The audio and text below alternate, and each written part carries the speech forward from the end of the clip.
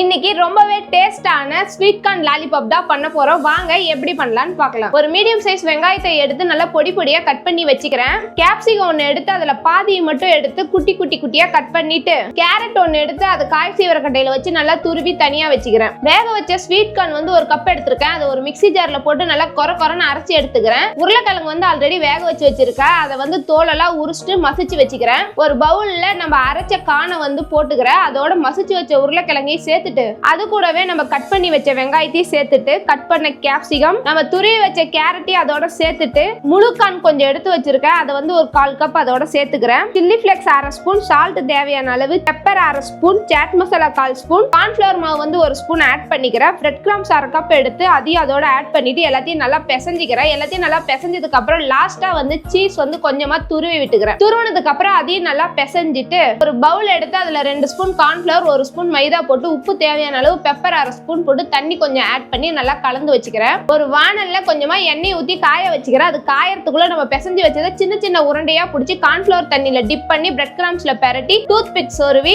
Oil காஞ்சதும் அதுல போட்டு ஃப்ரை பண்ணி எடுத்துக்கிறேன். இதே மாதிரி பிடிச்சி வச்ச எல்லா உருண்டையும் ஃப்ரை பண்ணி எடுத்து ஒரு பிளேட்ல வச்சுக்கிட்டா, கூடவே டொமேட்டோ சாஸ் வச்சு கொடுத்தோம் அப்படின்னா நமக்கு சூப்பரான corn lollipop ready. Sweet corn lollipop ரெடியா எடுத்து இப்ப என் பையன்கிட்ட கொடுத்து டேஸ்ட் பண்ணிடலாம். சூப்பரா இருக்கு.